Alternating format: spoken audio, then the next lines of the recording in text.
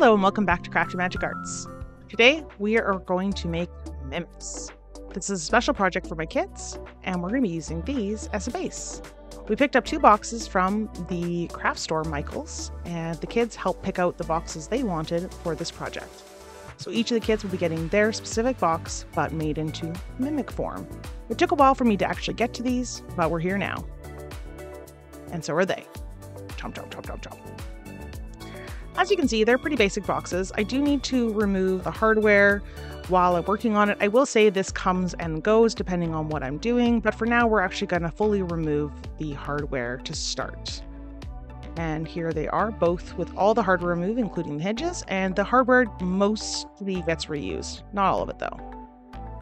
Here are the boxes ready to go, and what I want to do is I want to reduce the thickness. As you can see, they're quite thick, so I need to actually trim them down. I did start this off camera, but I did eventually get started. So here we're going to keep going with an X-Acto knife.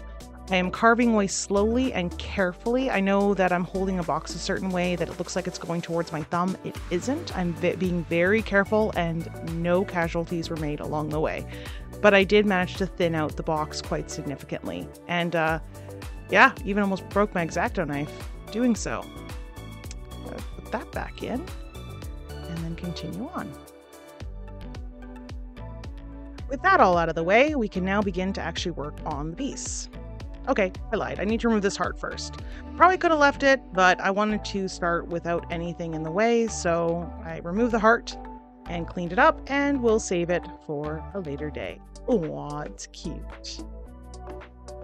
So now the boxes are mostly ready and I want to actually begin to make them into MIMICS. As you can see, the hardware is back on and that's because I want to add clay. Now the reason the hardware is back on for just the hinges is so I actually know how everything's lining up. So I need to be able to open and close them as I go. I'm using DOS clay here because it is easy and I personally like it. I know some people are not a huge fan, but I have always liked DOS clay. I'm always surprised by its durability and its ability to hold its shape. Now, as you can see, I'm filling in the little grate at the top. My kids chose the boxes because they wanted to be unique, but honestly, these are going to look very similar to each other when they're all done, and the kids love that. They just wanted to choose something different. So here I am filling in the teeth and the gums. Now, the thing is I really wanted to do was I actually wanted these to be able to deceptively look like a treasure chest and then appear as a mimic. So this does take a little bit of creative placing when it comes to the teeth, because the teeth can't hit each other. It can't be like an enormous toothy grin that overlaps each other like what you'd normally see as part of anime or cartoons. Instead, you have to make sure the teeth fit into place when the mouth is closed while still being menacing. So I got the teeth mostly in place, but now I want to add the tongue to make sure the tongue is also going to look. I don't know, mimics always have these large, grotesque tongues. So that was very important to look while still being able to close the box fully. This is a really big part of it. So as you can see, I'm adding the tongue and I want to look a little bit more realistic. It's got a bit more of a gnarly tongue in this one. The other one, you'll see later. Now, while teeth are normally in the front of the mouth, I figured with a mimic to make it look a little bit more gnarly, I was going to add teeth to the back of the mouth. And as you can see here, I just added a strip of clay. It's a little easier to add teeth instead of individually placing each and every tooth. Now we're going to move on to the gum or the roof of the mouth. So I wanted to kind of make it look like more realistic and have those ridges. So I individually place each row and I'm thinking it's going to be so nice. It's not necessary for it to be so delicately placed. Honestly, just add some clay and really go whole hog and just have fun making the texture. I'm using a ball stylus and I also use some silicone tools, my fingers, to really get in there and make sure it actually is going to work for the piece. So I want to make sure that the gums look good too, as well as the teeth, because I want it all to kind of come together. So here you can just see I'm going back and forth to make just the texture. So again, don't need to lay those strips, but in the end, it does end up coming out quite nice and it inspires to make sure the next box looks really good. So here you can see I can close the box fully and open it and you can see the teeth and I am very excited. Now we're on to the next box. Now the next box is going to look very familiar because honestly I took a lot of what I did with the first one and I put it into the second one. I do the steps in a little bit of a different order, but honestly it's very similar. So while we're watching that, I'm going to go into a little bit of a history. So I'd already mentioned that this was inspired by my children and they actually picked up the boxes. I will say that my oldest son was the reason this video is the way it is now, is because he just kept on reminding me that this is a project that I need to be doing. He's like, "Where's my Mimic, Mom?" The boxes were in my craft room and I had every intention of making them into Mimics, but life got away with me and I was working on other things.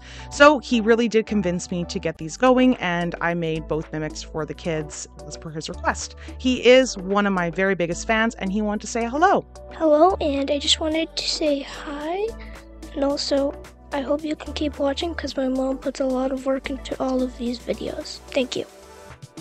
Oh, that's so sweet. Thank you, sweetheart. Promise that was not scripted. He is just a big fan. I love it so much.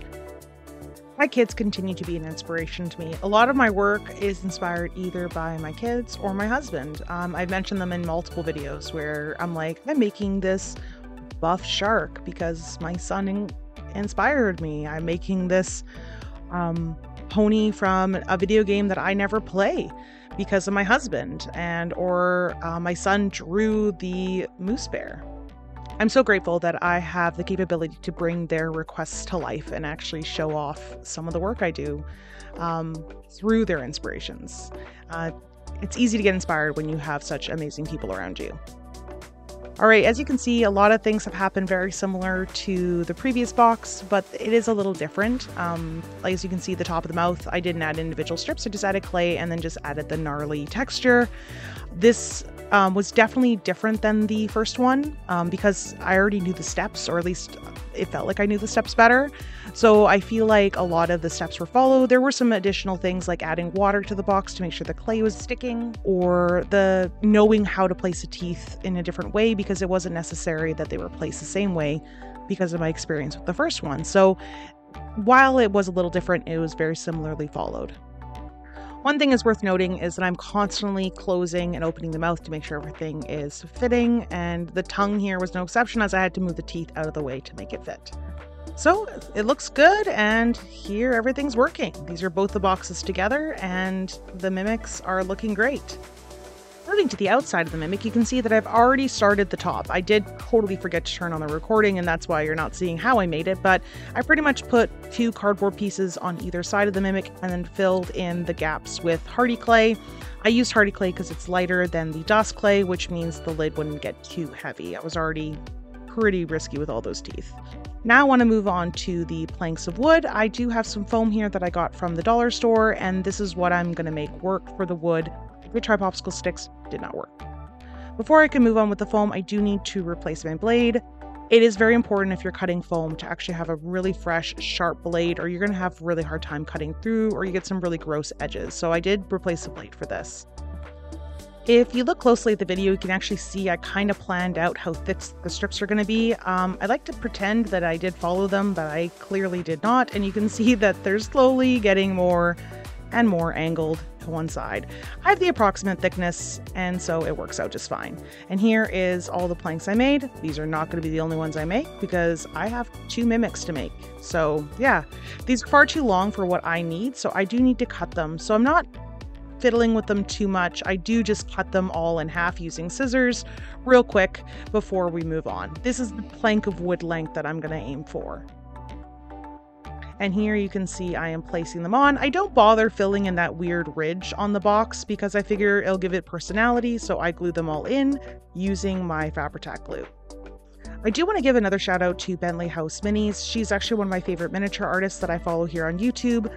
He actually got me onto Fabri-Tac glue, and he described it as cold hot glue. And honestly, that is the best description of this ever. It works incredibly well, and you don't have to worry about like things warping because it's an alcohol glue. So if you're ever worried about paper and stuff like that, for this case, I didn't have to worry, but I do love the fact that it's like cold hot glue and it doesn't have any issues with temperatures. That's the big thing with hot glue, is over time it can get loose due to fluctuating temperatures just in your house. So I find that Fabri-Tac does seem to last really well. I like it so far and I'm going to continue using it.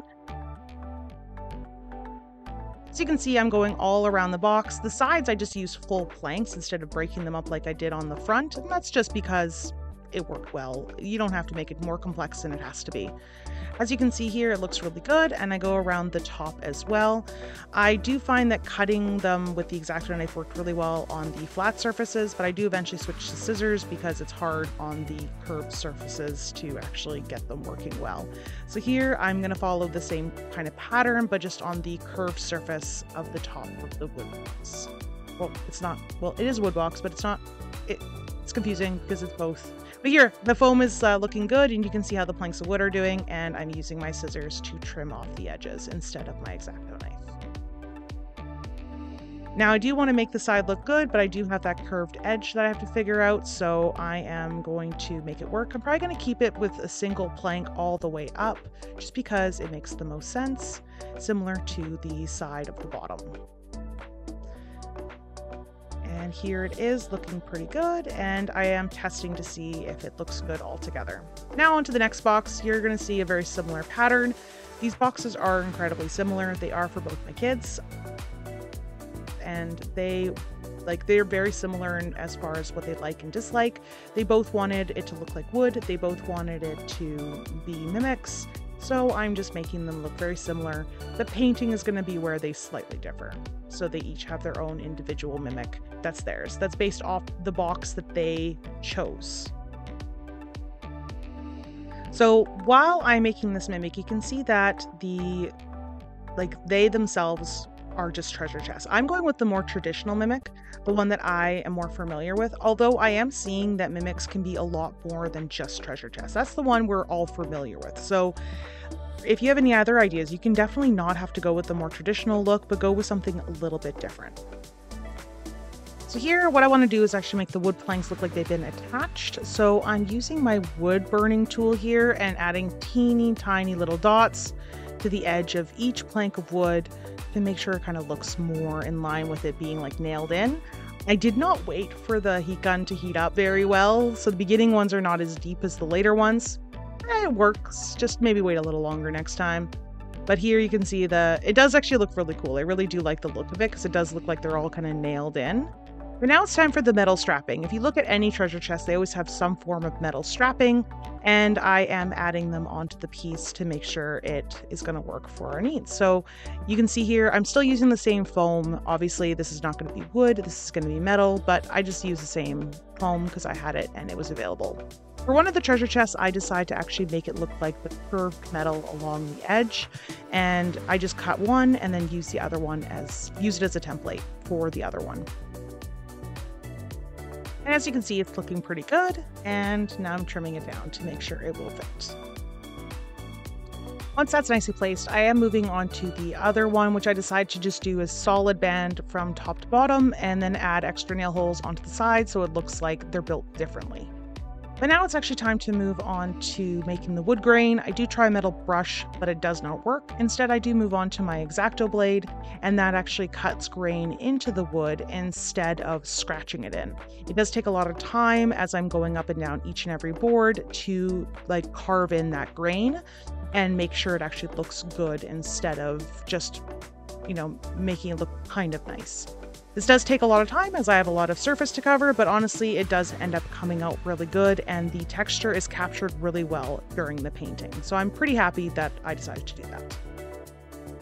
With all that grain placed, the boxes are now ready for painting. So I pull out some older mixture that I made. As you can see, it has dried up a bit. That's gross, but waste not, want not.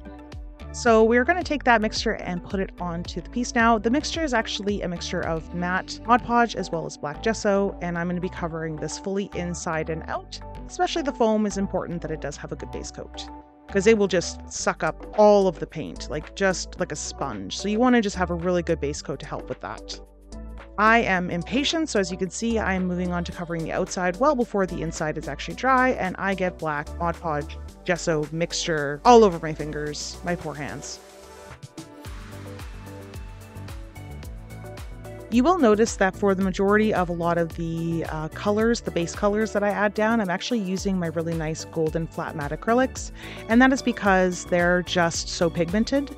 If I were to be using my regular craft paint, it would take a lot of elbow grease to get them where I want. I do use some in between, like craft paint in between, to just get the colors. You can see it's a little different here.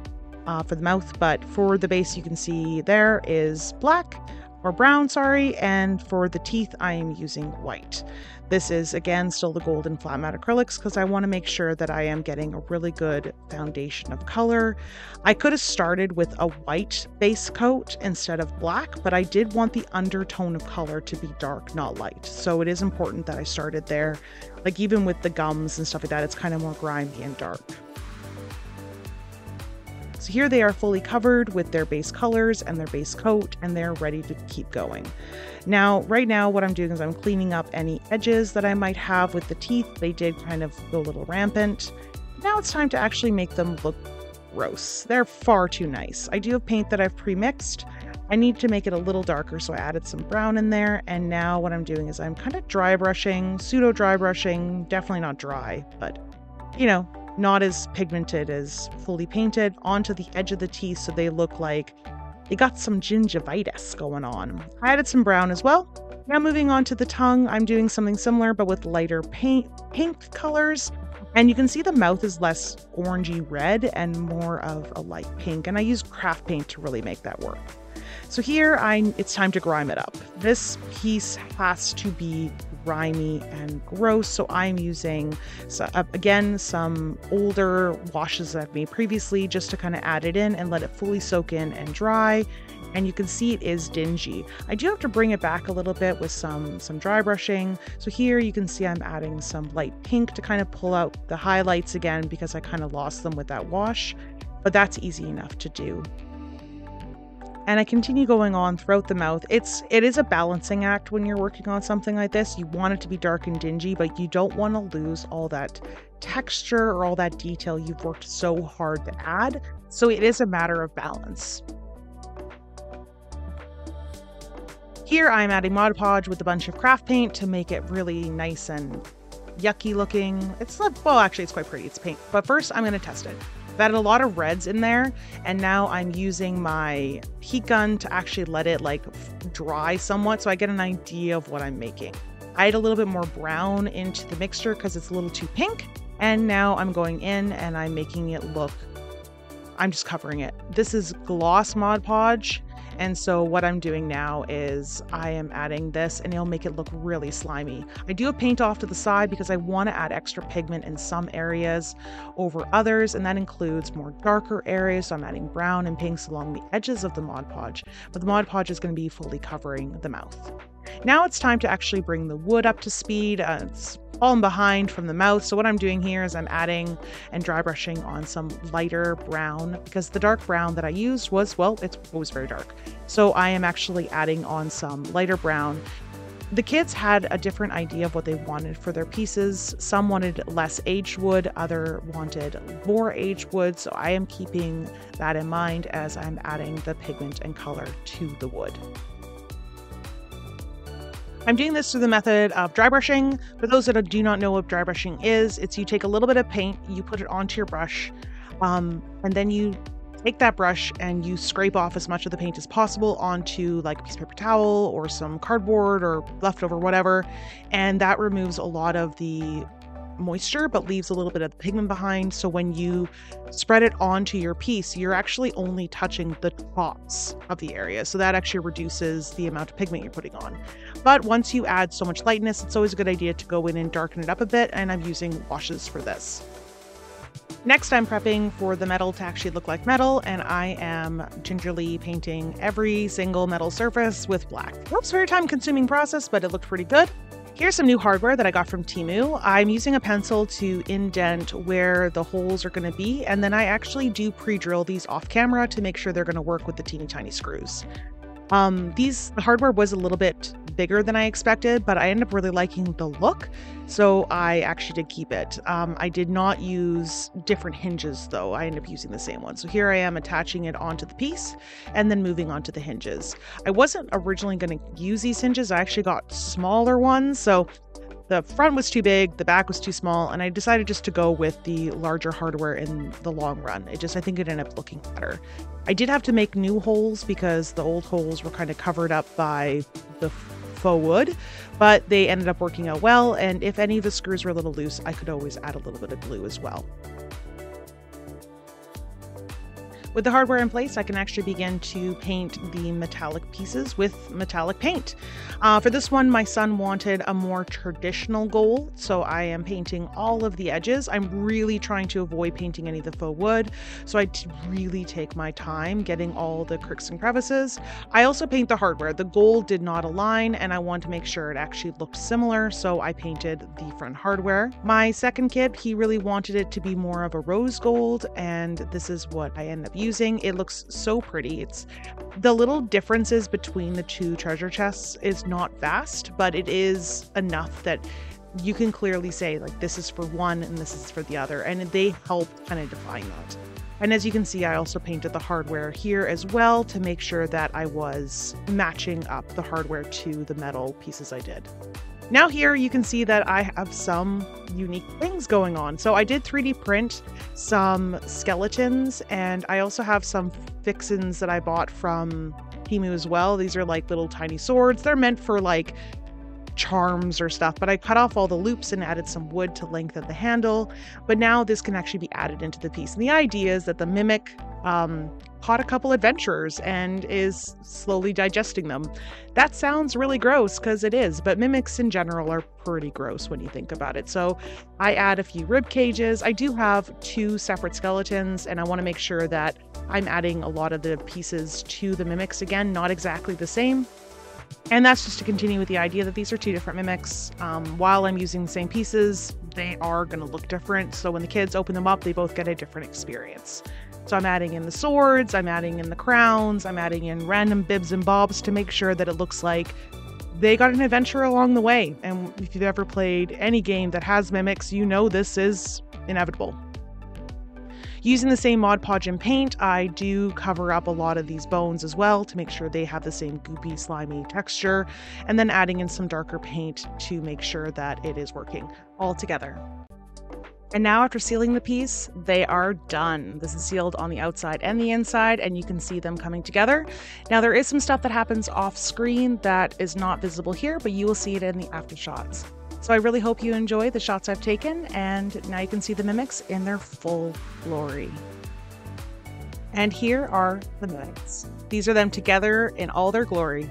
As you can see, they actually have like a little clasp now. It's the dragon charms that I used to actually create a little lock.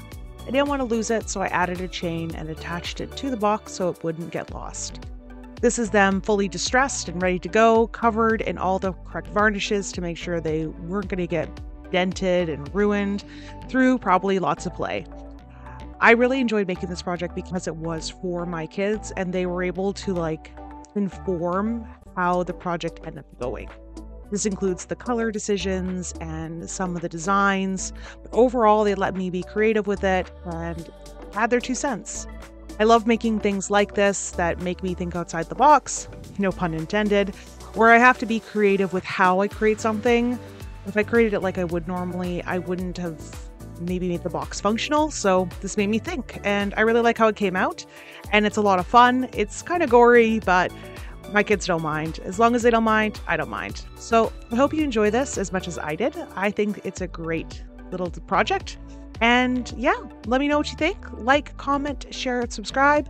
Don't forget the notification bell button, and I will see you in the next one. Bye.